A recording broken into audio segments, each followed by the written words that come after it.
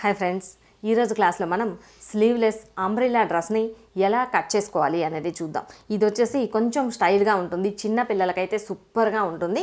Okay, మన ఈ sleeveless umbrella డ్రెస్ని start చేయబోయే ముందుగా మన ఈ వీడియోని ఫస్ట్ టైం చూస్తున్నట్లయితే మన ముద్ర వీడియోస్ ఛానల్ని సబ్స్క్రైబ్ చేసుకోండి, పక్కనే ఉన్న బెల్ బటన్ని ఆన్లో పెట్టేసుకోండి.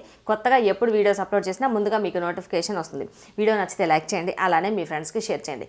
ఇప్పుడు మనం స్లీవ్లెస్ అంబ్రెల్లా డ్రెస్ని ఎలా కట్ చేయాలి అనేది చూసేద్దాం. ఇప్పుడు మనం స్లీవ్లెస్ అంబ్రెల్లా డ్రెస్ని ఎలా కట్ చేయాలి అనేది చూద్దాము. ఇది వచ్చేసి ఇప్పుడు నేను తీసుకున్న ఈ క్లాత్ చిన్న పన్నా, పెద్ద పన్నా అయితే మనకి 2 మీటర్ల క్లాత్ సరిపోతుంది. ఇది చిన్న పన్నా కాబట్టి 2.5 మీటర్ క్లాత్ తీసుకున్నాను. అది కాకుండా మనకి ఇలా డిజైన్ వచ్చినప్పుడు క్లాత్ కొంచెం ఎక్కువే పడుతుంది కాబట్టి స్లీవ్లెస్కే నేను 2.5 మీటర్ క్లాత్ తీసుకున్నాను. ఇలా తీసుకున్న తర్వాత మనం నార్మల్ డ్రెస్కి అయితే 2 చివర్లు కలిపేసి ఫోల్డ్ చేసి వేసేస్తాము. కానీ ఇది వచ్చేసి మనకి ఇలా డిజైన్ వచ్చింది కదా, ఇలా డిజైన్ వచ్చినప్పుడు ఫస్ట్ ఒక చివరి నుండి క్లాత్ని ఫోల్డ్ చేసి వేసేసుకోవాలి. ఇలా ఒక చివరి నుండి ఫోల్డ్ చేసి వేసుకొని ఫస్ట్ మనం బ్యాక్ పార్ట్ని కట్ చేసుకున్న తర్వాత మిగిలిన పార్ట్ మరలా ఈ పీస్ని వేసుకొని కట్ చేసుకోవాలి. ఇలా అయితేనే మనకి డిజైన్ ఫ్రంట్ పార్ట్లో బ్యాక్ పార్ట్లో కూడా ఈక్వల్గా వచ్చేస్తుంది. ఓకేనా, ఫస్ట్ వచ్చేసి ఈ క్లాత్ ఒక చివరి నుండి మనము ఫోల్డింగ్స్ తీసుకుందాము. ఒక చివరి నుండి ఇలా మొత్తం కరెక్ట్గా వచ్చేలా డబల్ ఫోల్డ్ చేసేసుకోవాలి. అంబ్రెల్లా షేప్ కాబట్టి మనం ఇలా డబల్ ఫోల్డ్ చేసేసుకున్నామంటే మనకి క్లాత్ ఎంత వచ్చింది అంటే అంత తీసేసుకోవచ్చు. ఇప్పుడు ఇలా ఫోల్డ్ చేసేసుకొని క్లాత్కి మధ్యలో ఎక్కడ ముడతలు లేకుండా సరి చేసుకుందాము. ఇప్పుడు మనం తీసుకున్న ఈ టాప్లో వచ్చేసి ఫుల్ పొడవు 42 ఇంచులు, పైనుంచి ఈ చివరి నుంచి 42 ఇంచుల్ని మార్కింగ్ చేసేసుకోవాలి. 42 ఇంచులు ప్లస్ ఈ చివరి వైపున ఫోల్డ్ చేసి కుట్టడం కోసం, అలానే పై వైపున షోల్డర్ జాయింట్ చేయడం కోసం 1.5 ఇంచ్ ఎక్స్ట్రా తీసుకోవాలంటే ఈ చివరి వైపున 1 ఇంచ్, పై వైపున 1/2 ఇంచ్, మొత్తం 1.5 అంటే 42 ప్లస్ 1.5 43.5 ఇంచ్ దగ్గర మార్కింగ్ చేసేసుకోవాలి.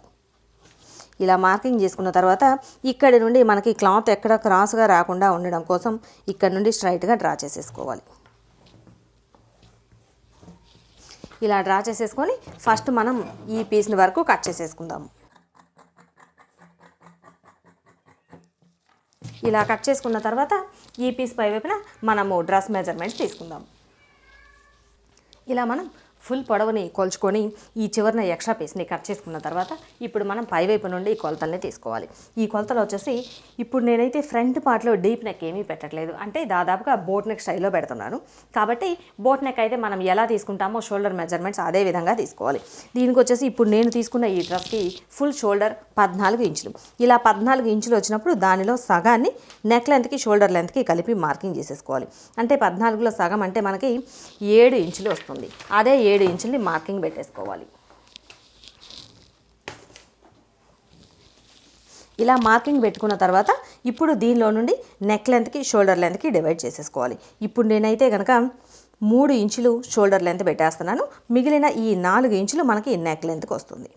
ఇలా మార్కింగ్ చేసుకున్న తర్వాత ఈ పై వైపు నుండి ఇక్కడ ఎంతైతే పెట్టామో నెక్ లెంత్కి షోల్డర్ లెంత్కి అదే కొలత ఆమ్ డౌన్ కోసం పెట్టేసుకోవాలి. ఇక్కడ వచ్చేసి ఆమ్ డౌన్ కోసం 7 ఇంచులు. ఈ మార్కింగ్ని ఇలా స్ట్రైట్గా డ్రా చేసేసుకొని ఇక్కడి నుండి స్ట్రైట్గా డ్రా చేసుకోవాలి. ఇలా మార్కింగ్ పెట్టేసుకున్న తర్వాత ఈ 2 గీతలకి మధ్యలో 1.5 ఇంచు ఉండేలా మార్కింగ్ చేసేసుకొని ఈ మార్కింగ్ని బేస్ చేసుకొని మనం రౌండ్ చేసేసుకోవాలి. ఇలా రౌండ్ చేసుకున్న తర్వాత ఇప్పుడు మనకి ఇది వచ్చేసి రెడీమేడ్ స్టైల్లో వస్తుంది. రెడీమేడ్ స్టైల్లో రావడం కోసం ఇక్కడ నుంచి పై వైపు నుండి 1/2 ఇంచ్ దగ్గర మార్కింగ్ చేసేయాలి. ఈ మార్కింగ్ దగ్గర ఇక్కడ నుండి షోల్డర్ కొంచెం క్రాస్గా రావడం కోసం ఈ 1/2 ఇంచ్ ఇలా క్రాస్గా మార్కింగ్ చేసేసుకోవాలి. ఇలా క్రాస్గా మార్కింగ్ చేసుకున్న తర్వాత ఇప్పుడు పై వైపు నుండి chest loose, waist loose, hip లూజ్ని కొలుచుకోవాలి. ఈ పై వైపు నుండి 9.5 ఇంచుల దగ్గర చెస్ట్ లూజ్ని మార్కింగ్ చేసేసుకోవాలి. 14.5 ఇంచుల దగ్గర వేస్ట్ లూజ్ని మార్కింగ్ చేసేసుకోవాలి.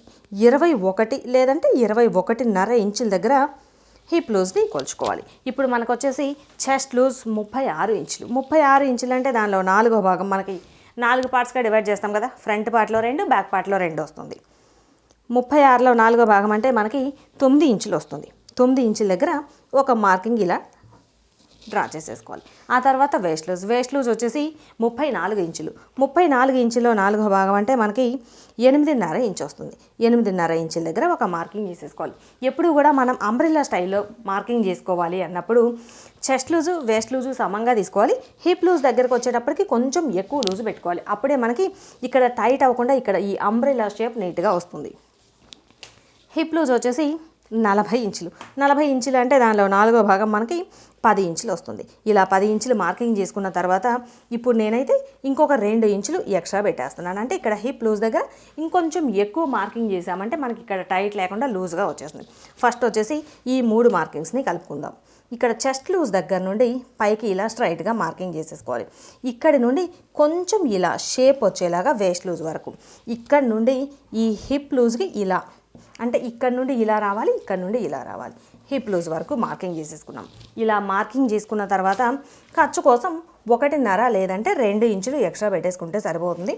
ఇప్పుడు నేనైతే 1.5 ఇంచుని తీస్తున్నాను ఖర్చు కోసం. ఇలా ఇక్కడి వరకు ఖర్చు కోసం కూడా మార్కింగ్ చేసిన తర్వాత ఇప్పుడు ఈ చివరి వరకు మార్కింగ్ చేసేసుకోవాలి. ఈ చివరిని వచ్చేసి మనకి ఇక్కడ ఎంతైతే లూజ్ పెట్టామో ఇక్కడ 10 ఇంచులు వచ్చింది, ఎక్స్ట్రా 2 ఇంచులు పెట్టాం కదా, 12 ఇంచులు. ఈ చివరిని వచ్చేసి ఇంకొక 4 ఇంచులు ఎక్స్ట్రా పెట్టేసుకోవచ్చు. లేదు మనకి ఇంకా ఎక్కువ కావాలి అనుకుంటే కనుక ఈ క్లాత్ చివరి వరకు ఎంత ఉంది అంటే క్లాత్ చివరన అంతవరకు మనం ఈ మార్కింగ్ని పెట్టేసుకోవచ్చు. ఖచ్చితంగా ఇంతే పెట్టుకోవాలి అనేది ఏమీ ఉండదు. ఈ అంబ్రిల్లా షేప్కి వచ్చేటప్పటికి మన చాయిస్, మనం ఎంత కావాలి అనుకుంటే అంతా పెట్టేసుకోవచ్చు. ఇప్పుడు నేనైతే క్లాత్ చివరి వరకు ఎంత ఉన్నదో అంత క్లాత్ని తీస్తున్నాను. ఇలా మొత్తం మార్కింగ్ చేసుకున్న తర్వాత మన చాయిస్, లేదు ఇక్కడ వెడల్పు కొంచెం తక్కువ కావాలి అనిపిస్తే ఇక్కడ నుండి కొంచెం ఈ షేప్ కాస్త చిన్నగా చేసేసుకోవచ్చు. ఇలా మొత్తం మార్కింగ్ చేసుకున్న తర్వాత ఈ చివరిన ఎడ్జ్ దగ్గర ఇలానే ఉంచేసాము అంటే కొంచెం ఇలా క్రాస్గా అనిపిస్తుంది. అందుకోసం ఈ చివరిని వచ్చేసి ఒక 1 నుంచి ఇలా మార్కింగ్ చేసేసుకొని కొంచెం ఇక్కడి నుండి మిడిల్లో నుండి ఇలా క్రాస్గా మార్కింగ్ చేసేసి ఈ ఎక్స్ట్రా పీస్ని కూడా కట్ చేయాలి. ఇలా చేస్తే మనకి ఈ డ్రెస్ చాలా నీట్గా వస్తుంది. ఇలా ఇంతవరకు మార్కింగ్ చేసిన తర్వాత మార్కింగ్ చేసుకున్న ఈ పీస్ని కట్ చేసుకోవాలి.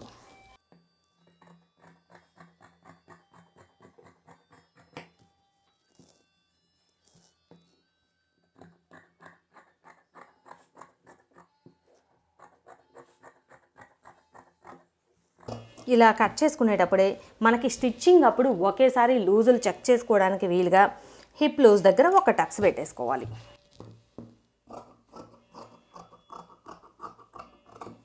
అలానే వేస్ట్ లూజ్ దగ్గర ఒక టక్స్ పెట్టేసుకోవాలి. అలానే చెస్ట్ లూజ్ దగ్గర కూడా ఒక టక్స్ పెట్టేసుకోవాలి. ఇలా టక్స్లు పెట్టేసామంటే ఇక మనం స్టిచ్చింగ్ వేసుకునేటప్పుడు ఈ 2 వైపులా టక్స్ ఉంటుంది కదా, ఈ టక్స్ దగ్గర ఎగ్జాక్ట్గా లూజ్ మార్కింగ్ పెట్టేసుకొని కుట్టు వేసుకోవడానికి వీలుగా ఉంటుంది.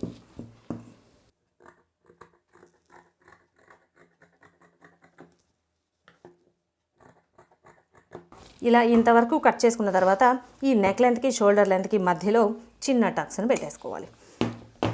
ఇది వచ్చేసి మనకి బ్యాక్ పార్ట్కి వస్తుంది. ఈ నెక్స్ వచ్చేసి ఫ్రంట్ పార్ట్ని కూడా కట్ చేసిన తర్వాత ఒకేసారి 2 పార్ట్లలో నెక్ తీద్దాం.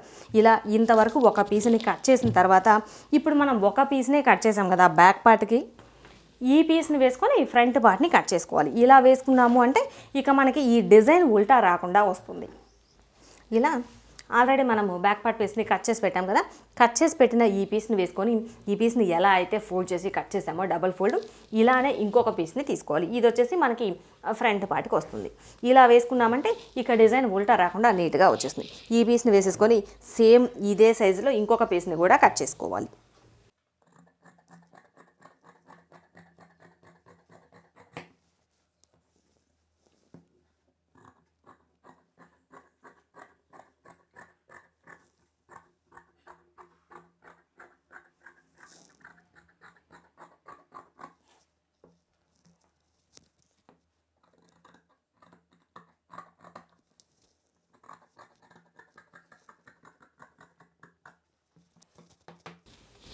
ఇలా ఇంతవరకు కట్ చేసుకున్న తర్వాత ఈ పీస్లో ఎలా అయితే టక్స్లు పెట్టామో అదేవిధంగా రెండవ పీస్కి కూడా టక్స్లు పెట్టేసుకోవాలి. ఇక్కడ హిప్ లూజ్ దగ్గర, చెస్ట్ లూజ్ దగ్గర, వేస్ట్ లూజ్ దగ్గర ఈ 3 లూజుల దగ్గర టక్స్లు పెట్టేసుకోవాలి.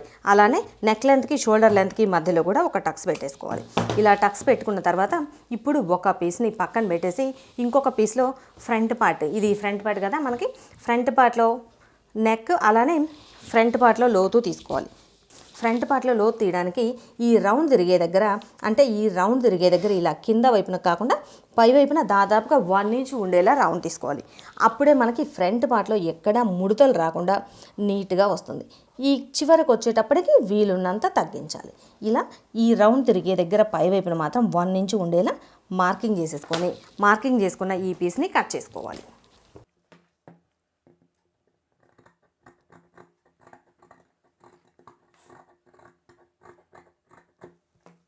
ఇలా లోతు తీసుకున్న తర్వాత ఇప్పుడు మనం ఫ్రంట్ నెక్ని తీసుకుందాం. ఈ ఫ్రంట్ నెక్ను వచ్చేసి సపరేట్గా బకరం పీస్ మీద కట్ చేసుకుందాం. అంటే ఈ నెక్కి చిన్న డిజైన్లా వేయడం కోసం ఒక బకరం పీస్ మీద తీసుకుందాము.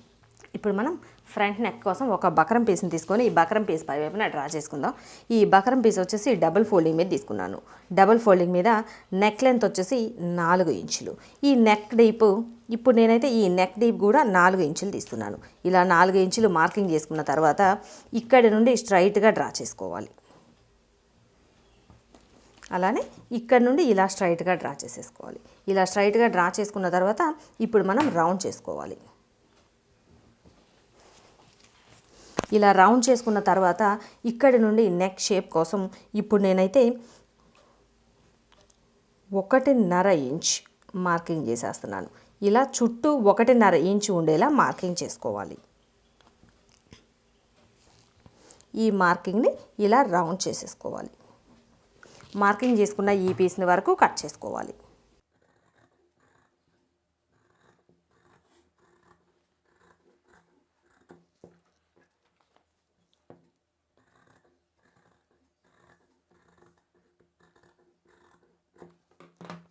ఇలా కట్ చేసుకున్న ఈ బకరం పీస్ని ఇప్పుడు నేనైతే ఆపోజిట్ కలర్ తీసుకుంటున్నాను. మన చాయిస్, మన ఆపోజిట్ కలర్ కావాలి అనుకుంటే ఆపోజిట్ కలర్ క్లాత్ని తీసుకోవచ్చు.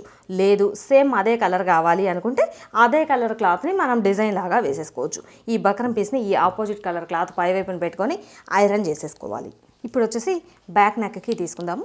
బ్యాక్ నెక్కి కూడా మనం ఫ్రంట్ పార్ట్కి ఎలా అయితే ఫోల్డ్ చేసామో బక్రం పీస్ని అలానే డబుల్ ఫోల్డ్ చేసేసుకోవాలి. డబుల్ ఫోల్డ్ చేసుకున్న తర్వాత ఇక్కడ నెక్ లెంత్ వచ్చేసి 4 ఇంచులు. ఈ నెక్ డీప్ వచ్చేసి మన చాయిస్, మనం ఎంత కావాలి అనుకుంటే అంతా పెట్టేసుకోవచ్చు. ఇక్కడ నేనైతే ఈ నెక్ డీప్ వచ్చేసి బ్యాక్ నెక్లో 3.5 ఇంచులు మార్కింగ్ చేసేస్తున్నాను. ఇలా మార్కింగ్ చేసుకున్న తర్వాత ఇక్కడి నుండి స్ట్రైట్గా డ్రా చేసుకోవాలి.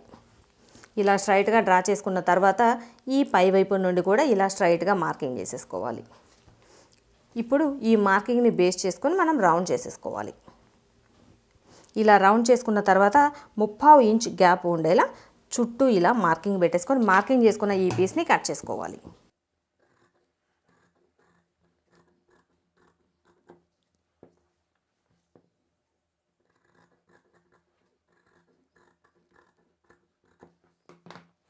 ఇలా కట్ చేసుకున్న తర్వాత ఇప్పుడు మనకి బ్యాక్ నెక్కి అయితే ఇప్పుడు ఏమీ డిజైన్ వేయట్లేదు కాబట్టి ఈ డ్రెస్సులు కట్ చేయగా మిగిలిన పీస్ ఉంది కదా, మిగిలిన పీస్ని పెట్టేసుకొని ఈ పీస్ పై వైపున ఈ బకరం పీస్ని పెట్టుకొని ఐరన్ చేసేసుకోవాలి. ఇలా కట్ చేసుకున్న ఈ నెక్ పీసుల్ని ఇలా ఆపోజిట్ కలర్ క్లాత్ పై వైపున పెట్టేసి ఐరన్ చేసుకున్నాను. ఇలా ఐరన్ చేసుకున్న తర్వాత ఈ బక్రం పీస్ సైజులో ఉంచేసి మిగిలిన ఈ ఎక్స్ట్రా పీస్ని కట్ చేసి పెట్టేసుకోవాలి. 2 పీసుల్ని ఇలా కట్ చేసేసుకున్న తర్వాత ఇంతవరకు ఈ నెక్ పీసులు, అలానే డ్రెస్ పీసుల్లో వచ్చేసి బ్యాక్ పార్ట్, ఫ్రంట్ పార్ట్ పీసులు.